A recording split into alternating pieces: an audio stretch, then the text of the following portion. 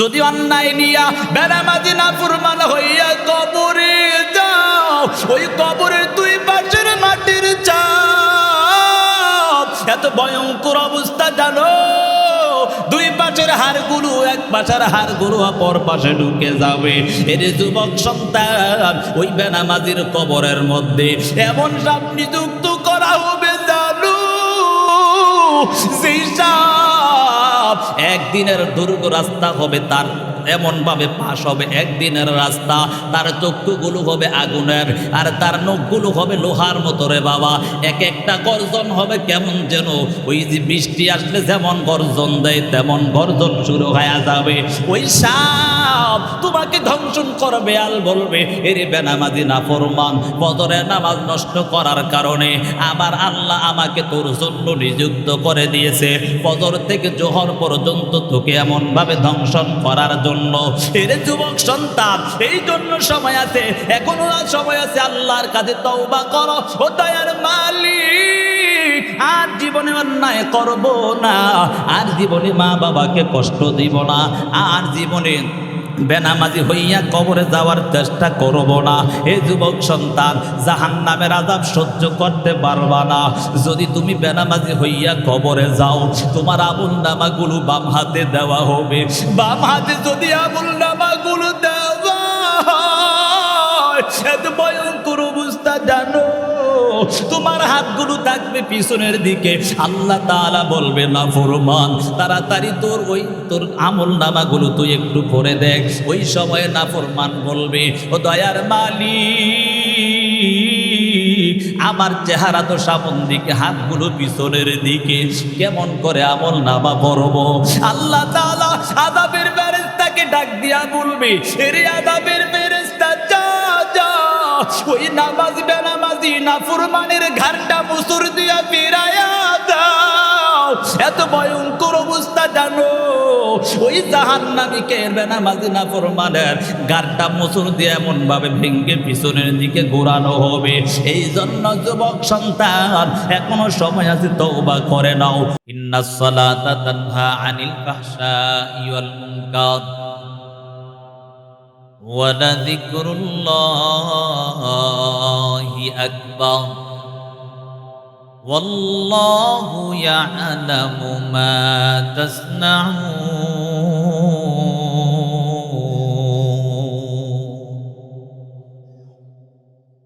নিশ্চয়ই সালাত মানুষকে অন্যায় কাজ থেকে, গর্হিত কাজ থেকে বিরত রাখে। বলে, হুজুর আমি তাকাইয়া দেখি হাজী সাহেব 5 ওয়াক্ত নামাজ আজান দিলে মসজিদে এসে হাজির হয়ে যায়, আবার অন্যের গীবতের মধ্যে 1 নম্বরে থাকে।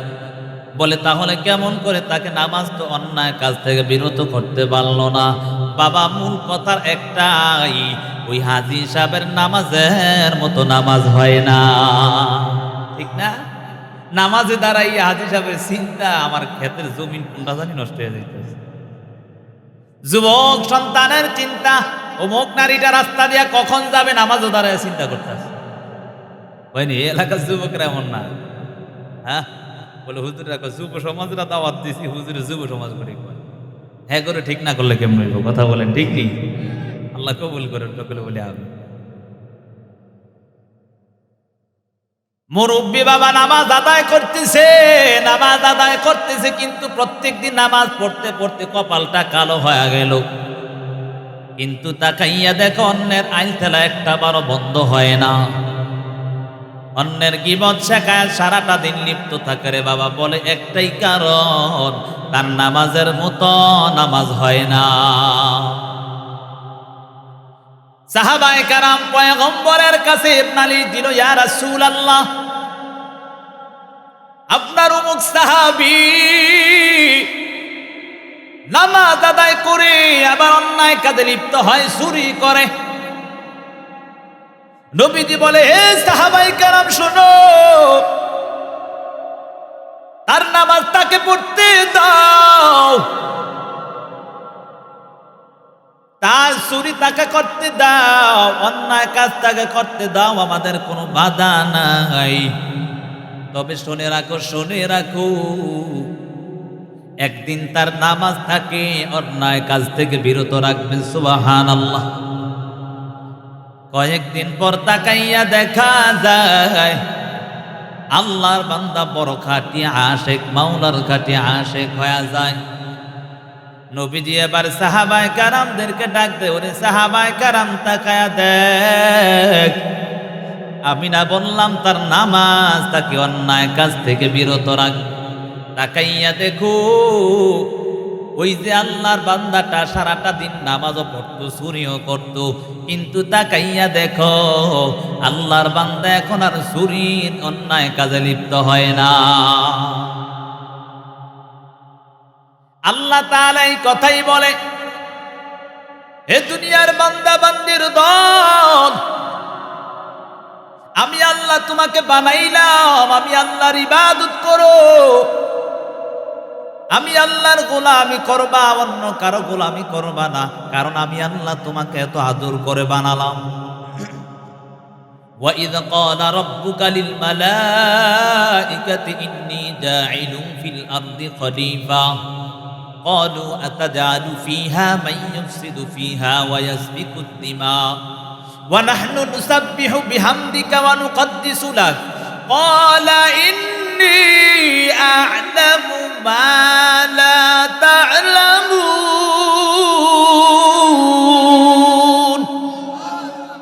আল্লাহ তাআলা যখন বনি আদমদেরকে বানাবেন ওই সময় আল্লাহ ফেরেশতাদের সাথে পরামর্শ করে, অর্থাৎ তাদের সাথে তাদেরকে যাচাই করে। ওয়া ইয ক্বালা রাব্বুকা লিল মালাইকাতি ইন্নী জাইলুম ফিল আরদি খলিফা, এর ফেরেশতাদের দল, আমি চাই দুনিয়ার জমিনের মধ্যে প্রতিনিধি বানাবো। আল্লাহ তাআলা এই কথা শুনিয়া ফেরেশতারা ডাক দিয়া বলে, ও আল্লাহ, ক্বালু, আল্লাহ তাআলা বলেন খলিফা, ক্বালু আতাজআলু ফিহা মান ইউফসিদু ফিহা ওয়া ইয়াসফিকুদ দিমা।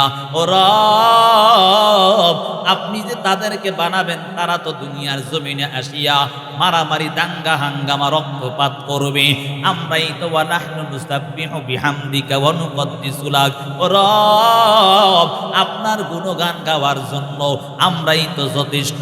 আল্লাহ বলেন, ক্বালা ইন্নী আ'লামু মা লা তা'লামুন। হে দুনিয়ার হে ফেরেশতাদের দল শুনো, আমি আল্লাহ যা জানি তোমরা তা জানো না।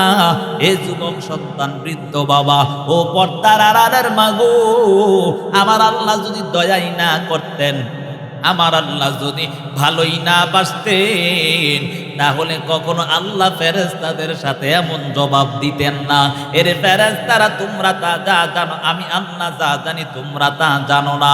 আল্লাহ দয়া করিয়া, আদর করিয়া, মায়া করিয়া বনি আদমদেরকে বানায়া আজকে তাকাইয়া দেখো বনি আদম অন্যায় কাজে লিপ্ত হয়ে গেছে। কথা বলেন ঠিক না বেটি?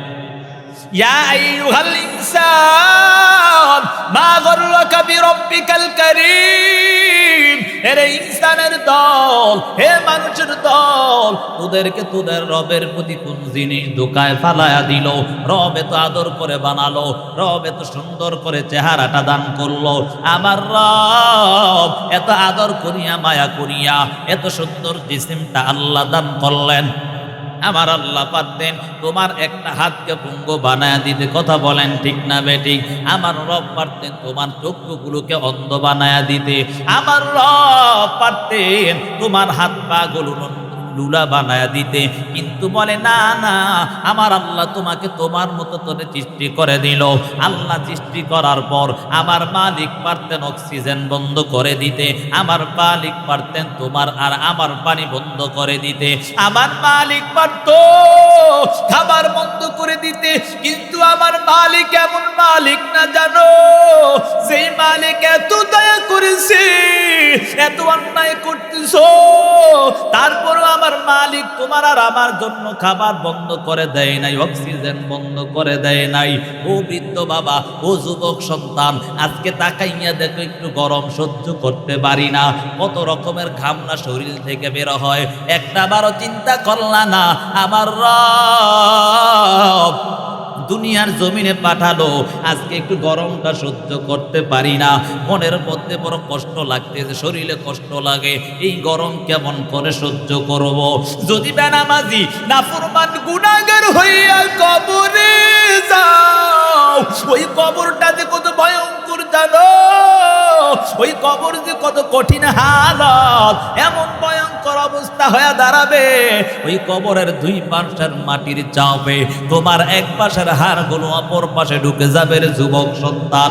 কেমন করে অন্যায় কাজে লিপ্ত হয়ে গেছ, নামাজ আদায় করিয়া নেও। এই নামাজ হইল তোমার আর মুসলমান আর বেঈমানদের মধ্যে পার্থক্য।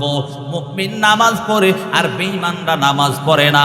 এরে বাবা, যারা নামাজ আদায় করে আমার মালিক তাদেরকে কত পুরস্কার দান করবে। সূরা আনফালের 3 এবং 4 নম্বর আয়াত আল্লাহ বলেন, আল্লাযীনা ইউকিমুনাস সালাতা ওয়া মিম্মা রাযাকনাহুম ইউনফিকুন উলাইকা হুমুল মুমিনুনা হাক্কান লাহুম দারাজাতুন ইনদা রাব্বিহিম ওয়া মাগফিরাতুন ওয়া রিজকুন কারীম। আল্লাহ বলেন, হে দুনিয়ার মানুষের দল শুনো, আল্লাযীনা ইউকিমুনাস সালাতা ওয়া মিম্মা রাযাকনাহুম ইউনফিকুন। আমার রব জানায়া দেন, তারা নামাজ কায়েম করে এবং রবের দেওয়া রিজিক থেকে অর্থাৎ রবের দেওয়া ধন সম্পদ থেকে আল্লাহর রাস্তায় ব্যয় করে। রব ডাক দিয়া জানায়া দেন, তারাই হলো মুমিন। বলে মুমিন কারা? বলে যারা আল্লাহর দেওয়া সম্পদ থেকে আল্লাহর রাস্তায় ব্যয় করে এবং নামাজ কায়েম করে। উলাইকা হুমুল মুমিনুনা হাক্কান। রব ডাক দিয়া জানায়া দেন, তারাই হলো প্রকৃত মুমিন। সুবহানাল্লাহ। বলে প্রকৃত মুমিন হইলে কি দিব? হালুয়া? হ্যাঁ? আল্লাহ বলে না না, লাহুম দারাজাতুন ইনদা রাব্বিহিম। রব ঘোষণা দিয়া জানায়া দেন, হে দুনিয়ার মানুষ, আমি রব কেমন রব জানো? আমি রব কেমন দয়ালু আল্লাহ। একটা বারও চিন্তা করলি না? আমি আল্লাহ তোমার জন্য, আমি রব। লাহুম দারাজাতুন ইনদা রাব্বিহিম। রব ডাক দিয়া জানায়া দেন, আমার পক্ষ থেকে তোমাদেরকে হাদিয়া দিব কি? ওয়া মাগফিরা, তোমার জীবনের সব অন্যায়গুলো ক্ষমা করে দিব। সুবহানাল্লাহ। ওয়া রিজকুন কারীম। দ্বিতীয় নাম্বার পুরস্কার আমার আল্লাহ দান করবেন, তোমাকে সম্মানজনক রিজিক আল্লাহ দান করবেন। সুবহানাল্লাহ। আর ব্যাংকে দৌড়ে তুইব? হ্যাঁ, আল্লাহ বলে সম্মানজনক রিজিক দিবে, ব্যাংকে দৌড়ানোর কোনো সুযোগ নাই। কথা বলেন ঠিক নেই? আমগো দেশও কিস্তি আসেনি? হ্যাঁ, গজবের কিস্তি ভরে আল্লাহ বেশিরভাগ মা বোন করে ধ্বংস করে আনিস। বুঝেন নাই? রাগ করেন আপনারা? আপনারা কি চান আমরা সবাই জাহান নামে যাই? আপনারা চান? আমরা কেউ জাহান নামে যাব না। কথা বলেন ঠিক নেই? ইনশাআল্লাহ। আল্লাহ কবুল করেন, সকলে বলি আমিন। তাহলে কি বলতে চাইলাম, যদি প্রকৃত মুমিন হতে চাও তাহলে নামাজ কায়েম করতে হবে। কথা বলেন ঠিক না বেটি? যারা প্রকৃত মুমিন হবে তাদের কত দাম? বলে তাদেরকে আমার রব 1 নাম্বার ঘোষণা দেয়, তাদেরকে ক্ষমার ঘোষণা দেয়।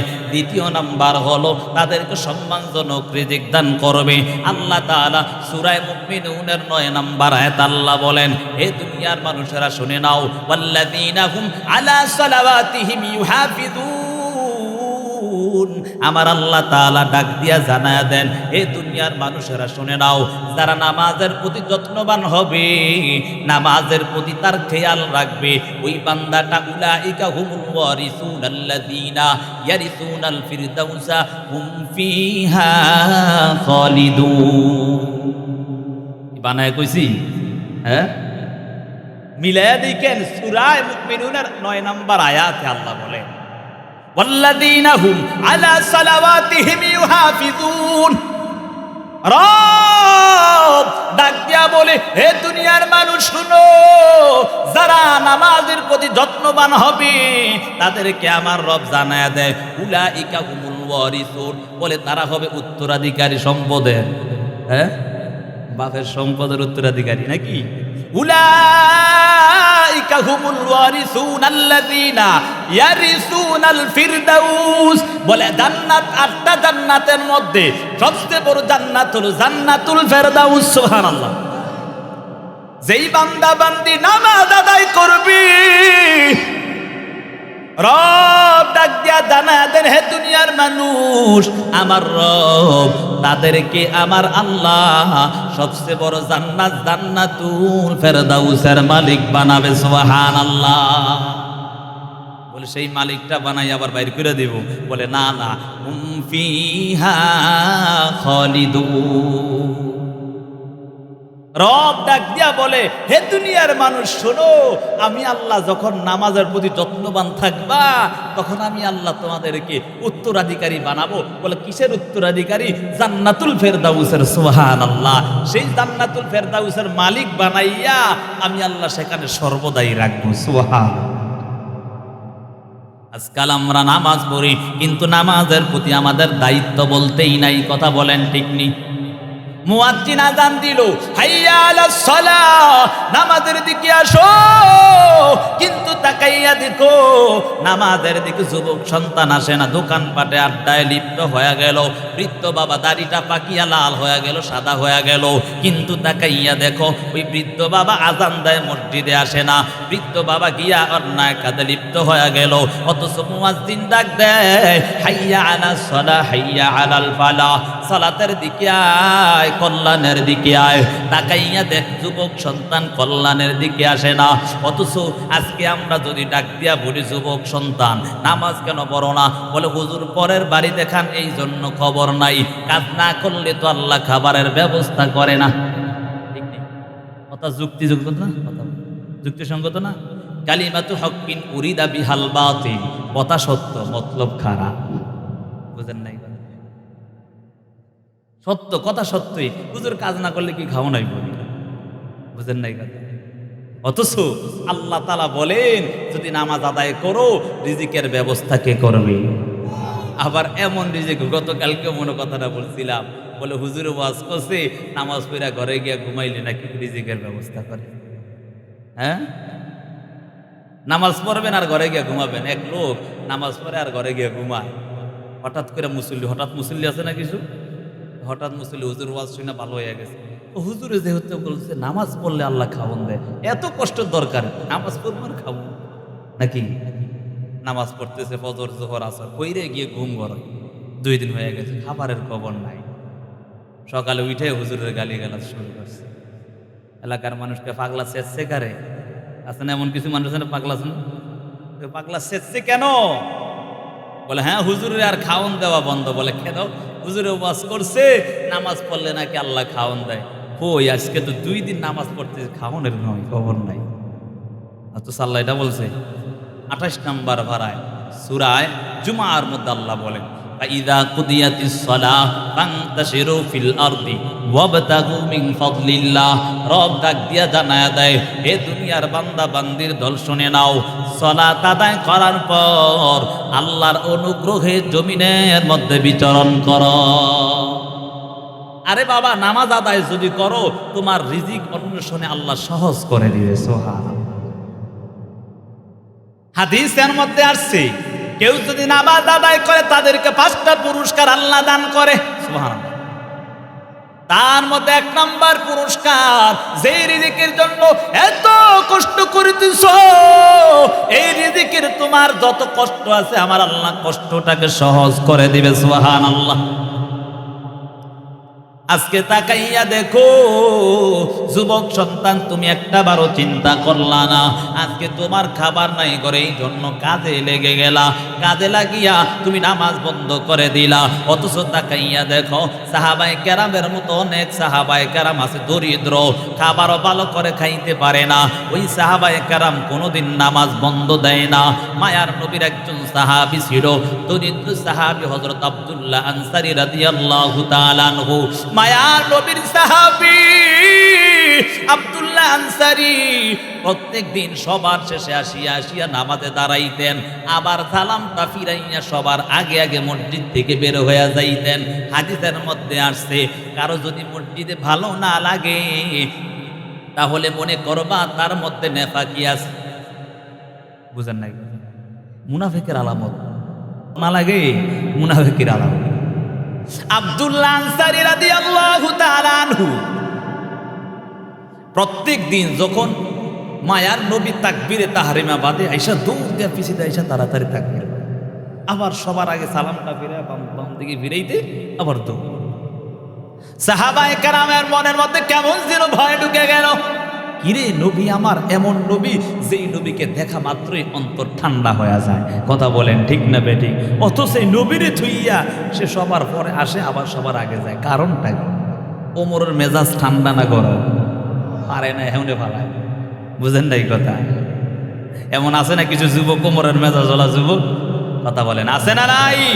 নবীর বিরুদ্ধে কথা বললে তেমন যুবক দরকার আছে না নাই? ইসলামের বিরুদ্ধে কেউ যদি কথা বলে, নারীর সমান অধিকার নিয়ে যদি কেউ কথা বলে, ওই গুনাহগার নাস্তিকদেরকে এরকম খালিদ বিন ওলীদের মতো যুবকদের প্রয়োজন আছে না নাই? যুবক সন্তান, তোমার সতর্ক থাকতে হবে। এখন থেকে দিনের ব্যাপার সুচ্চার হও। আর কত গাল ঘুমিয়ে থাকবা? তাকাইয়া কি দেখো না ওই বেঈমান বেদিনরা আমাদের পার্শ্ববর্তী এলাকায় মুসলমানদের উপর নির্যাতন চালাচ্ছে? তুমি কি ঘুমিয়ে আছো এখনো? তোমার ওপর যে আসবে না সেটার কোনো গ্যারান্টি নাই। এজন্য ঈমানকে মজবুত করো, ঈমানটাকে আগে পাকাপোক্ত করে নাও। আল্লাহ আমাদেরকে সহি বুঝ দান করুন, সকলে বলি আমিন। উমরের মেজাজ ঠান্ডা না গরম? স্মরণ আছে নি? উমর রাগ হয়ে গেছে। কি ঘটনা? কি একদিন, 2 দিন, 3 দিন আর রাখা যাবে না। এক হইল নবীর কাছে বিচার, আর নয় শায়েস্তা করে না। আল্লাহ যা করার কর। রাগ করতেছেন আপনারা? সবাই মিলিয়া মায়ার নবীর কাছে নালিশ করলেন, ও নবী আমার, আপনার অমুক সাহাবী সবার পরে পরে মসজিদে এসে হাজির হয়, কিন্তু তাকাইয়া দেখি সালামটা ফেরানোর সাথে সাথে আবার বাসায় চলে যায়। ও নবী আমার, তার মনের মধ্যে কোন সমস্যা একটু জানতে চাই, না কোনো অন্য সমস্যা আছে? নবী বলে, না না, কারো ব্যাপারে কোনো খারাপ ধারণা জানা ছাড়া করা যাবে না। ঠিক না? এই জন্য কাউরে দেখলে কেউ খারাপ ধারণা করে না। আগে খারাপ ছিল, এখন ভালো হয়েছে। কি ভালো না ছিল, আগে অমুক কাজ করছে, এটা বলা যাবে? বলা যাবে? আল্লাহ তাকে মাফ করতে তো পারে। কথা বলেন ঠিক না বেঠি? এই জন্য অন্যায় কাজে খোটা দেওয়ার, অর্থাৎ ভালো করলে, ভালো থাকলে অন্যায়ের কথা বলে খোটা দেওয়ার সুযোগ নাই। কথা বলেন ঠিক না বেঠি? এই কাজ করবেন? সাহাবায়ে কেরাম মায়ার নবীর কাছে নালিশ করলেন, ও পয়গম্বর, আপনার অমুক সাহাবী প্রত্যেক দিন সবার শেষে এসে নামাজে দাঁড়ায়, আবার সবার আগে আগে নামাজ থেকে চলে যায়। সে কি আপনাকেই দেখতে পারে না, নাকি আমাদের সাথে তার কথা বলতে ভালো লাগে না, না অন্য কোনো সমস্যা একটু জানতে চাই? মায়ার নবী বলে, না না না, কারো ব্যাপারে জানা ছাড়া অন্য কো ধারণা করা যাবে না। মায়ার নবী বলে, আসো ও আবু বকর, আসো ওমর, আসো আনি, আসো ওসমান, আমরা বীর সবাই আব্দুল্লাহ আনসারীর বাড়িতে যাব। মায়ার নবী গিয়া আব্দুল্লাহ আনসারীর বাসার সামনে দাঁড়াইয়া মায়ার নবী সালাম দেয়, আসসালামু আলাইকুম ইয়া আহলাল বাইত। এই ঘরওয়ালাদেরকে সালাম দেওয়া শুরু করে দিল। একবার সালাম দেয়, সালামের কোনো জবাব নাই। দ্বিতীয়বার সালাম দেয়, সালামের কোনো জবাব নাই। তৃতীয়বার সালাম দেয়, সালামের কোনো জবাব নাই। এখান থেকে একটা শিক্ষা অর্জন করো, কারো ঘরে ঢুকতে হলে আগে সালাম দিতে হবে। কথা বলেন ঠিক না বেটি? যুবক ভাই, ভাবি থাকে ঘরে, হুট করে ঢুকে গেছে। বুঝেন না এই কথা? হ্যাঁ, যুবকের মনে আর ভাবি তো কিছুই তো, ভাবি কহে তো আমার ভাইয়ের মতো, ছোট ভাই। হঠাৎ করে একদিন ভাবি ছোট ভাইরে নিয়ে হিজরত করছে। কথা বলেন ঠিক নি? এই সমাজ এগুলো নাই। আল্লাহ হাদায়াত দান করুক, সকলে বলে আমি। এটা বললেই হুজুর খারাপ নাকি? এই কাজ করা যাবে না। কারো ঘরে ঢুকতে হলে আগে সালাম। কথা বলেন ঠিক না বেটি? সালামের জবাব দিলে সেটাই অনুমতি হয়ে যায়। কথা বলেন ঠিক নেই? নবী আমার একবার সালাম দিল, দ্বিতীয়বার সালাম দিল, সালামের কোনো জবাব নাই। এমন অবস্থা দেখার পর মায়ার নবী বলে, রে সাহাবায়ে কেরাম, মনে হয় আব্দুল্লাহ আনসারী বাসায় নাই। ওমর রাগান্বিত হইয়া নবীকে বলে, ও নবী আমার, একটু আগেই না মাত্র সালামটা ফিরায় বাসায় আসলো, আবার কোথায় গেল? বলে না না, কারো ব্যাপারে জানা ছাড়া অন্য কোনো ধারণা করা যাবে না, ঠিক নেই? নবী আমার আবার পিছনের দিকে অর্থাৎ আবার মসজিদ নববীর দিকে রওনা হয়ে গেলেন। কে যেন পিছন থেকে নবীকে ডাক দেয়, ইয়া রাসূলুল্লাহ, আমাকে আপনি ক্ষমা করে দিন, আমি আপনার সালামের জবাব ঠিক মতো দিতে পারি না। তাকাইয়া দেখতেছে পিছনের দিকে দৌড়ায় আসতেছে আব্দুল্লাহ আনসারী, দৌড়ায় আসে। মায়ার নবী ডাক দেয়, এরে আব্দুল্লাহ, তোমাকে 3টা সালাম দিলাম, সালামের কোনো জবাব পাইলাম না, এখন আবার দৌড়ায় কোত্থেকে আসলে একটু জানতে চাই। নবী আমার এই প্রশ্ন করার পর আব্দুল্লাহ আনসারী কেমন যেন জীর্ণ শীর্ণ হইয়া মায়ার নবীকে ডাক দিয়া বলে, নবী আমার, আপনি আমাকে বদদুয়া দিয়েন না, আপনি আমাকে বদদুয়া দিলে আমি ধ্বংস হয়ে যাব, আপনি আমাকে অভিশাপ দিয়েন না গো নবী, আপনি আমার উপর অভিশাপ দিয়েন না, আপনি আমার বাজার সামনে আসিয়া কষ্ট পাইছেন, 3টা সালাম দিলেন, আমি জবাব দিতে পারি না, ও নবী আমার, আপনি আমাকে ক্ষমা করে দেন। বলে ক্ষমা করব, ঠিক আছে, কিন্তু 3টা সালাম দিলাম, সালামের জবাব কেন দিলা না সেটা জানতে চাই। এই প্রশ্ন করার পর ওই আব্দুল্লাহ আনসারীর চোখ দিয়া বেয়ে বেয়ে পানি পড়তেছে। পানি দেখিয়া মায়ার নবী ডাক দিয়া বলে, রে আব্দুল্লাহ, বল কেন এমন কান্না করো? আমি তো তোমাকে অভিশাপও দিলাম না, আমি তোমাকে কিছুই বললাম না, কেন তুমি কান্না করো একটু জানতে চাই। আব্দুল্লাহ আনসারী বলে, ও নবী আমার, আপনার সালামের জবাব দিতে পারি না, আপনি কষ্ট পায়া গেছেন, এই জন্য তো কান্না করি, কিন্তু আরেকটা কারণ আছে, কান্নার আরেকটা কারণ হলো, ও নবী আমার, আরেকটা কারণ হলো নবী আমার ঘরে মাত্র একটা পোশাক, ওই একটা পোশাক হওয়ার কারণে যখন বেলাল আযান দেয়, বেলাল আযান দেওয়ার সাথে সাথে আমার ঘরের মধ্যে একটা গর্ত খনন করা আছে, ও নবী আমার, ওই গর্তটা খনন করার কারণ হলো নবী আমার একটা পোশাক হওয়ার কারণে বেলাল আযান দেওয়ার সাথে সাথে আমি ওই পোশাকটা পরিয়া আমার আদরের স্ত্রীকে আমি গর্তের মধ্যে রাখিয়া আমি গিয়া মসজিদে হাজির হই, এই জন্য সবার শেষে গিয়া দাঁড়াইতে হয়, আবার সবার আগে আগে আসতে হয়। ও নবী আমার, আপনার বরকতময় জবান থেকে কিছুই শুনতে পারি না, যদি আমি দেরি করে আসি তাহলে আমার স্ত্রীর নামাজের সময় নষ্ট হয়ে যাবে। ও নবী আমার, আমি যখন আপনি আমার দরওয়াজার সামনে দাঁড়াইছেন গো নবী, ওই সময় আমি গর্তের মধ্যে ছিলাম, আমার আদরের স্ত্রী ওই পোশাকটা পরিয়া নামাজের মধ্যে দাঁড়ানো ছিল, এই জন্য নবী আমার, আমি আপনার সালামের জবাবটা ঠিক মতো দিতে পারি না। নবী তাকাইয়া দেখতে পায় আদরের 2টা ছোট ছোট বাচ্চা ওই হাতের মধ্যে রশি লাগায়া এইভাবে ঘরের সামনে বাঁধিয়া রাখছে, ওই ছোট ছোট বাচ্চাটা চোখ দিয়া পানি পড়তেছে। নবী ডাক দিয়া বলে, রে আব্দুল্লাহ, বলো, ওই যে ছোট 2টা বাচ্চা দেখা যায়, ওই ছোট 2টা বাচ্চা কি এমন অপরাধ করছে যার কারণে তাদের 2টো হাতকে এভাবে বাঁধিয়া রাখলা, কারণটা কি? এই কথা বলার পর ওই আব্দুল্লাহ আনসারী ডাক দিয়া বলে, ও নবী আমার, আমি এত গরিব, আমি কোন রকম দিন এনে দিন খাই, ও নবী আমার পাশেই তো ইহুদিন বাগান, খাজুর বাগান দেখা যায়, ও নবী আমার, আমি নামাজ পড়িয়া বাসায় আসি, আমার স্ত্রীকে নামাজ পড়াইয়া স্ত্রীকে আমার ওই গর্তটার মধ্যে রাখিয়া, ও নবী আমার, তারপর আমি রিজিক অন্বেষণে বের হয়ে যাই, কিন্তু আমি পর্যাপ্ত খাবার আনতে পারি না, যার কারণে যদি আমার সন্তানগুলো বের হইয়া ওই যে ইহুদির বাগান থেকে যদি টোকাইয়াও খাজুর খায়, আবার যদি ডাক দিয়া বলে, রে আব্দুল্লাহ, কেমন সন্তান লালন পালন করলি, ওই সন্তানগুলো অন্যের হক নষ্ট করেছে, ও নবী আমার, এই জন্য জন্য আমি ওই দুইটা বাচ্চাকে বাঁধিয়া রাখতাম। এই কথা শুনিয়া নবীর চোখ দিয়া বেয়ে বেয়ে পানি পড়ে ওমর আবু বকর ডাক দিয়া বলে, রে আব্দুল্লাহ, আমার নবীকে কি এমন শোনাইছো বলো? কেন আমার মায়ার নবী কান্না করে? এই কথা বলার পর আব্দুল্লাহ বলে, আমি কিছুই বলি না, আমি তো আমার নবীকে কিছুই বলি না।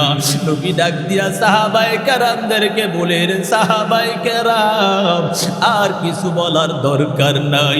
আমার আব্দুল্লাহর সাহাবীর মতো এমন সাহাবী হতে পারে না। এটা যুবক সন্তান একটা বারো চিন্তা করলি না? এই আব্দুল্লাহ এত দরিদ্র হওয়ার পরেও নামাজ ছাড়ে নাই। ও যুবক সন্তান, বৃদ্ধ বাবা, ও পর্দার আড়ালের মাগো, আমার মালিকের কাছে গিয়ে এই কথা বলার কারো সুযোগ নাই। ও আল্লাহ, দরিদ্র বানাইছেন যার কারণে নামাজ পড়তে পারি নাই। না না, এই সুযোগ নাই। যদি নামাজ পড়ো, আমার আল্লাহ তোমার রিজিকের অভাব দূর করে দিবে, কবরের আযাব তোমার থেকে সরায়া নিবে।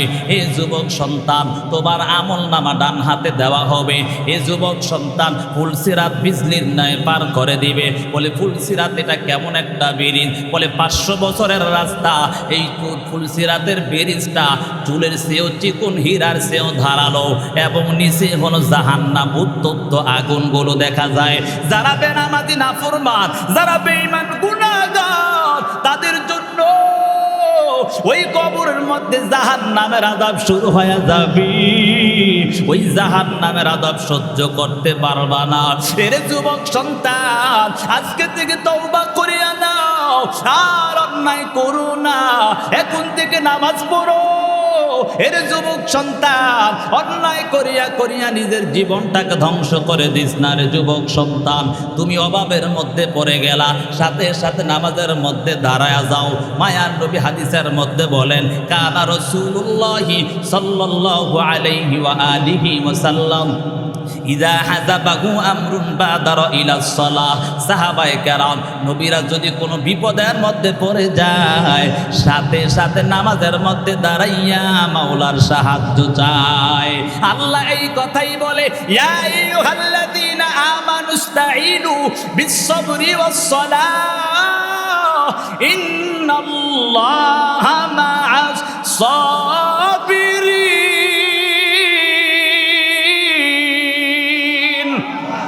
আল্লাহ বলেন, হে ঈমানদারের দল, নামাজ এবং ধৈর্যের মাধ্যমে আমার মাওলার কাছে সাহায্য চাও। বিপদের মধ্যে পড়ে গেলা, মালিকের কাছে সাহায্য চাও। অসুস্থ হয়ে গেলা, মালিকের কাছে সাহায্য চাও। এরে বাবা, কোনো বিপদের মধ্যে পড়ে যাওয়ার কারণে আল্লাহর কাছে সাহায্য চাও। আমার আল্লাহর কাছে চাইতে দেরি, আমার আল্লাহ তোমাকে দিতে দেরি করবে না। এই জন্য যুবক সন্তান, যদি অন্যায় নিয়া বেনামাজি নাফরমান হইয়া কবরে যাও, ওই কবরের দুই পাশের মাটির চাপ এত ভয়ঙ্কর অবস্থা জানো? দুই পাশের হাড়গুলো এক পাশের হাড়গুলো অপর পাশে ঢুকে যাবে। এর যুবক সন্তান, ওই বেনামাজির কবরের মধ্যে এমন সাপ নিযুক্ত করা হবে জানো, সেই সাপ একদিনের দুর্গ রাস্তা হবে, তার এমন ভাবে পাশ হবে একদিনের রাস্তা।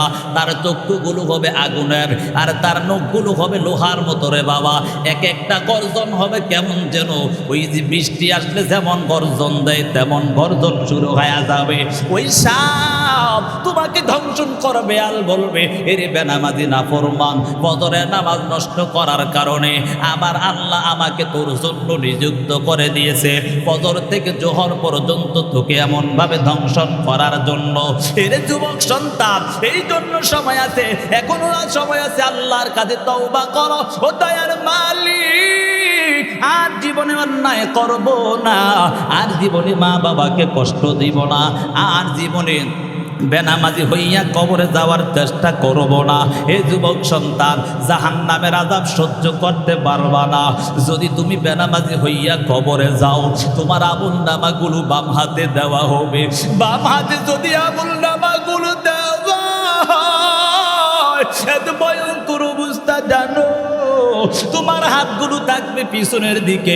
আল্লাহ তাআলা বলবে নাফরমান তাড়াতাড়ি তোর আমল নামাগুলো তুই একটু পড়ে দেখ। ওই সময়ে নাফরমান বলবে ও দয়ার মালিক, আমার চেহারা তো সামন দিকে, হাতগুলো পিছনের দিকে, কেমন করে আমল নামা পড়ব? আল্লাহ তাআলা আযাবের ফেরেশতাকে ডাক দিয়া বলবে, এরে আযাবের ফেরেশতা যা যা, ওই নামাজ বেনামাজি নাফরমানের ঘাড়টা মুসুর দিয়া ফিরাইয়া দাও। এত ভয়ঙ্কর অবস্থা জানো, ওই জাহান্নামীকে বেনামাজি নাফরমানের ঘাড়টা মুসুর দিয়ে এমন ভাবে ভেঙ্গে পিছনের দিকে ঘোরানো হবে। এই জন্য যুবক সন্তান, এখনো সময় আছে, তওবা করে নাও। দুনিয়ার গরম সহ্য করতে পারি না, দুনিয়ার আগুনে সহ্য করতে পারি না। দুনিয়ার আগুন থেকে জাহান্নামের আগুন 70 গুণ বেশি হয়ে যাবে। জাহান্নামের আগুনের তাপ লাগা মাত্র কলিজা পর্যন্ত ভুনা ভুনা হয়ে যাবে। এই জন্য যুবক সন্তান, আল্লাহর কাছে কান্না করো, দয়ার মালিক, জীবনে যত অন্যায় করলাম আর অন্যায় করব না, জীবনে নামাজ ছেড়েছি আর ছাড়ব না। ও যুবক সন্তান, যতই কষ্ট হয় নামাজটা পড়িয়া নাও। নামাজ পড়লে আমার আল্লাহ তোমার রিজিকের অভাব দূর করে দেবে। নামাজ যদি পড়ো, আমার আল্লাহ তোমাকে বিপদ থেকে হেফাজত করবে। এ যুবক সন্তান, যত রকমের বিপদের মধ্যেই থাকো না কেন, নামাজের মধ্যে দাঁড়াইয়া আমার মাওলাকে ডাক দাও। ডাক দিতে দেরি, আমার মাওলা তোমার ডাকের সাড়া দিতে দেরি করবে না। আমার রব এমন একজন রব, দুনিয়ার মধ্যে আমার রবের মতো আর রব পাওয়া যাবে না। আমার রব এমন একজন রব, যেই বান্দা বান্দি যদি আমার রবকে একটা সিজদা দেয়, রব ডাক দিয়া জানায় দেয়, শুনে নাও শুনে নাও, আমি রব ওয়াদা দিলাম তোমাদের সাথে আমি দিদার করব। সুবহানাল্লাহ। এই জন্য বাবা, এখনো সময় আছে, তওবা করে নাও। জাহান্নামের আযাব থেকে বাঁচতে চাইলে 5 ওয়াক্ত নামাজ পড়ে নাও, মা বাবার খেদমত করে নাও। এখন থেকে তওবা করো, আল্লাহ জীবনে অন্যায় করেছি আর অন্যায় করব না, মুরব্বীদেরকে কষ্ট দিলাম আর কষ্ট দিব না, মা বাবার খেদমত করব, জীবনটাকে সুন্দর করে নিব। খাঁটি যদি নিয়ত হয়, দুটো হাত আমার আল্লাহকে দেখাইয়া দাও। ও আল্লাহ কবুল করে নাও, জাহান্নামের আযাব থেকে হেফাজত করেন আল্লাহ। ও আল্লাহ, প্রত্যেকটা যুবককে আপনি কবুল করেন আল্লাহ। বৃদ্ধ বাবা, পর্দার আড়ালের মা বোনদেরকে আপনি কবুল করেন, মাহফিলকে কবুল মঞ্জুর করেন আল্লাহ। আমাদের সকলে জিন্দেগীর সব অন্যায়গুলো মাফ করেন আল্লাহ। ও দয়ার মালিক, আমাদের সকল যুবকদেরকে আপনি খালিদ বিন ওলীদের সাথে কবুল করেন, তওবার উপর মজবুত হয়ে চলার তৌফিক দান করেন, আমিন।